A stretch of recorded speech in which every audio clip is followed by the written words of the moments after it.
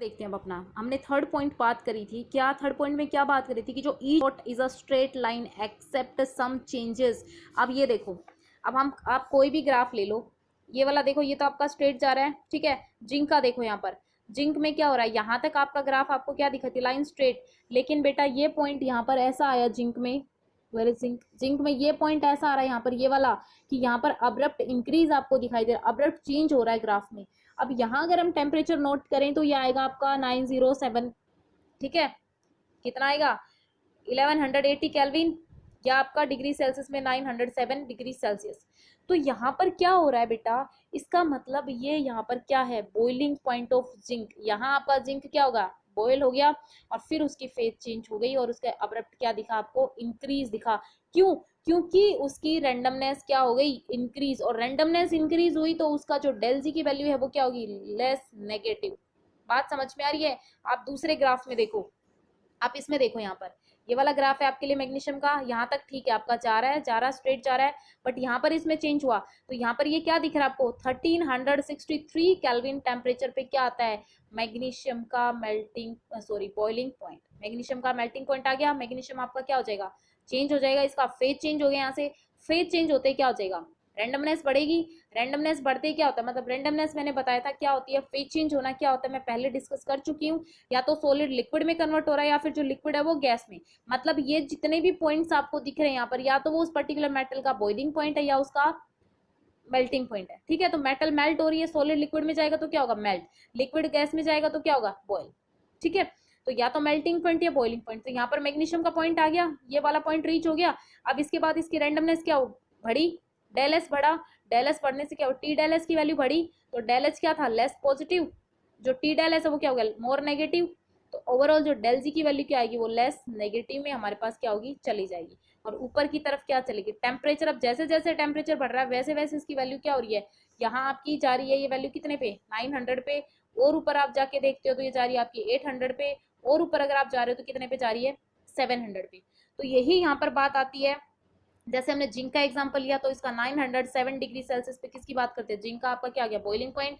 अगर इसको आप केल्विन में लो तो आपका ये आ जाएगा प्लस 273 कर दो, 1180 केल्विन क्या हो जाएगा, जिंक का बॉइलिंग पॉइंट, ठीक है। तो जहां भी आपको इस तरह के चेंजेस दिखें, जहां भी आपको ऐसा कुछ दिखाई दे कि आपका ग्राफ जा रहा है, इस तरीके से आपका ग्राफ जा रहा है स्ट्रेट, ये जा रहा है ग्राफ आपका ऐसे इंक्रीज हो रहा है, और आपका एकदम से आपको सडन चेंज दिखाई दे, या फिर इस तरीके से ऐसे दिखाई दे, मतलब क्या हो रहा है, इसमें कहीं ना कहीं आपका चेंज हो रहा है, इसमें अब्रप्ट चेंज हो रहा है। यहाँ क्या हो रहा है, इस तरह के पॉइंट्स पे क्या हो रहा है, फेज चेंज हो रहा है आपका। फेज चेंज मतलब या तो आपका सॉलिड किस में जा रहा है, लिक्विड में जा रहा है, मतलब क्या है, मेल्टिंग पॉइंट। सॉलिड मेल्ट होता है और लिक्विड क्या होता है, बॉयल होता है। और लिक्विड अगर आपका गैस में जा रहा है तो क्या है उसका बेटा, वो बॉइलिंग पॉइंट, ठीक है। क्लियर, आई होप सबको अच्छे से समझ में आ गया होगा एलिंगन डायग्राम क्या होता है, कैसे हम उसको यूज करते हैं।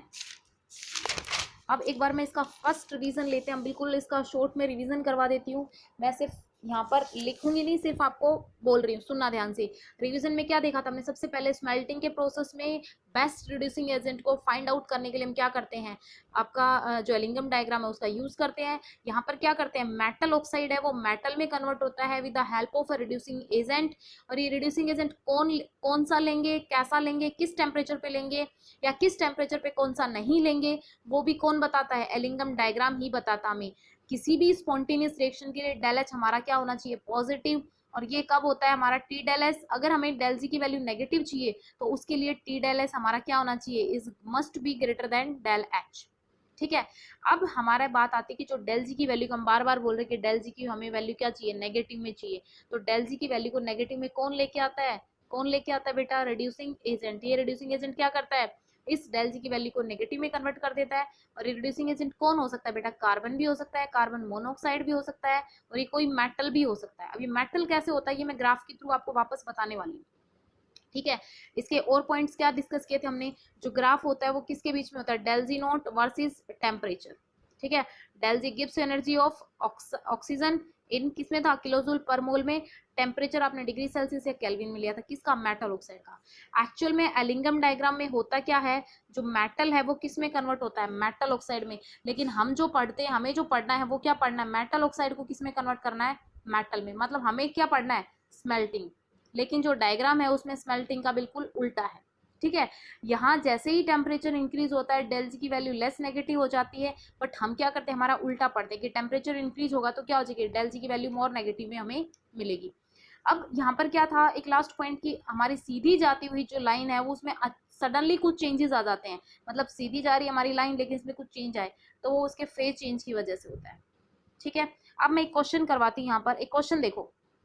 क्वेश्चन ये है कि आपका जिंक ऑक्साइड है, हमने उसको जिंक में कन्वर्ट करना है, तो इसके लिए जो रिड्यूसिंग एजेंट है, तो क्वेश्चन आपका क्या बनता है यहाँ पर, can carbon reduce zinc oxide to zinc at first आपका 1000 केल्विन और सेकंड आपका 1500 केल्विन। तो किस टेम्परेचर पर जो आपका कार्बन है वो जिंक ऑक्साइड को जिंक में रिड्यूस करेगा या नहीं करेगा, कैसे करेगा, ये देखो, इसको हम देखते हैं, ग्राफ के थ्रू समझते हैं। अब उस क्वेश्चन का आंसर हम कैसे करेंगे कि आपका 1000 केल्विन पे और 1500 केल्विन पे किस टेम्परेचर पे आपका जो कार्बन है वो जिंक ऑक्साइड को जिंक में कन्वर्ट कर सकता है या नहीं कर सकता। देखो, अब पहले हम बात करेंगे इसकी 1000 केल्विन की, तो ये आपका है 1073 केल्विन, तो आपका 1000 यहाँ मान लो, ये मान लिया 1000। अब स्केल लगा के देखना अपनी बुक में, इस तरीके से आप स्केल लगाओ और देखो यहाँ पर क्या हो रहा है, 1000 केल्विन पे देखो, 1000 केल्विन पे क्या हो रहा है, आपका ग्राफ क्या है, नीचे है, किसका, जिंक का, लेकिन कार्बन का क्या है, ऊपर, तो ग्राफ नीचे है, मतलब ये इसको नहीं कर पाएगा, इसको रिड्यूस नहीं कर पाएगा। ठीक है, लेकिन आप 1500 की बात करो तो 1500 मान लो, आपका ये 1473 है तो आपका ये मान लिया 1500, इस पे लेके चलो। अब इस पे किसका ग्राफ नीचे आ गया, आपका ग्राफ नीचे आ गया किसका, कार्बन का। अब यहाँ पर जो कार्बन है वो जिंक ऑक्साइड को रिड्यूस कर सकता है। ठीक है, यहाँ पर 1500 केल्विन पे जो जिंक ऑक्साइड है उसको कार्बन रिड्यूस कर सकता है, बट 1000 केल्विन पे रिड्यूस नहीं कर सकता। यही आंसर है। एक ट्रिक जो मैंने बताई थी कि इसमें एक शॉर्ट ट्रिक हम डिस्कस करने वाले हैं, वो शॉर्ट ट्रिक यही है कि जो नीचे वाला ग्राफ एलिमेंट है वो अपने से ऊपर वाले किसी को भी रिड्यूस कर सकता है। नीचे वाला जो लोअर ग्राफ है आपका, lower graph element can easily reduce to the upper one, अपने से ऊपर वाले को रिड्यूस कर सकता। अब ये टेम्परेचर क्यों वेरी कर रहा है, टेम्परेचर की यहाँ पर क्यों जरूरत पड़ रही है, इसलिए जरूरत पड़ रही है क्योंकि देखो यहाँ पर जैसे मैग्नीशियम का एग्जांपल है, मैं मैग्नीशियम से समझाती हूँ, बहुत ही अच्छे से आप लोगों को समझ में आएगा। अब मैग्नीशियम का ग्राफ, मैंने एक ट्रिक क्या बताई है, जहां भी क्वेश्चन आएगा मोस्टली आपको ग्राफ मिलेगा, नहीं भी मिलेगा तो थोड़ा बहुत आप ध्यान रख लेना ये कि ग्राफ आपका किसका कहाँ आ रहा है। देखो, अब यहाँ पर क्या है, मैग्नीशियम का ग्राफ आपको यहाँ तक दिखाई दे रहा है, सबसे नीचे है, और मैंने ट्रिक क्या बताई थी, जिसका ग्राफ नीचे है वो अपने से ऊपर वाले सभी को रिड्यूस कर सकता है। तो यहाँ मैं कहूँ कि मैं 400 डिग्री सेल्सियस की बात करूँ या फिर मैं 673 केल्विन की बात करूँ, तो यहाँ पर जो आपका मैग्नीशियम है ये एल्यूमिनियम को भी रिड्यूस कर सकता है, ये सिलिका को भी रिड्यूस कर सकता है, जिंक को, आयरन को, कॉपर को, इस सबको रिड्यूस कर सकता है। बट अगर मैं बात करती हूँ एट दिस टेम्परेचर, मतलब आपका लगभग आ गया 1623 केल्विन टेम्परेचर, इस टेम्परेचर के ऊपर 1623 केल्विन के बाद आपका जो एल्यूमिनियम है ना वो सबसे नीचे आ गया। तो यहाँ पर क्या था, यहाँ तक तो क्या था, जो मैग्नीशियम था ना अप टू 1600 केल्विन मैग्नीशियम है वो एल्यूमिनियम को रिड्यूस कर रहा था, बट बेटा 1623 के बाद जो एल्यूमिनियम है ना वो मैग्नीशियम को रिड्यूस करेगा।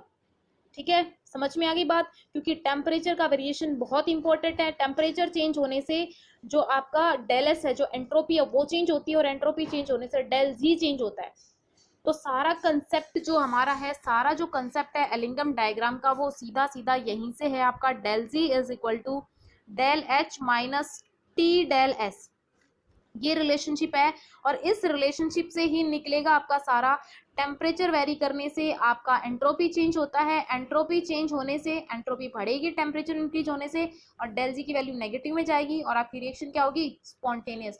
तो ये था बेटा आपका क्या यहाँ पर एलिंगम डायग्राम। किसी को कुछ डाउट हो तो पूछना, कल मैं इसकी लिमिटेशंस बताऊंगी, वैसे तो बहुत ही शॉर्ट है, आज भी बता देती हूँ, बट आज बहुत ज़्यादा हो गया आई थिंक। तो आज आप इन्हीं लेक्चर्स को पढ़ना, अच्छे से देखना, किसी को कोई डाउट हो तो कॉल करना, मुझे व्हाट्सएप करना, बट समझना इसको अच्छे से क्योंकि बहुत ही इंपॉर्टेंट है। मैंने वापस में बता रही हूँ, इसका बोर्ड एग्जाम्स में भी क्वेश्चंस आते हैं इस पे, डेफिनेटली नीट में भी आते हैं और आईआईटी में भी आते हैं। ठीक है, और बहुत सारे बच्चे इसमें कंफ्यूज रहते हैं, तो प्लीज़ आई होप कि आप लोग कंफ्यूज ना हो, ना ही मेरे लास्ट वाले बच्चे कंफ्यूज थे, लास्ट सेशन वाले, और मैं चाहती हूँ कि आप भी कंफ्यूज ना हो। ओके,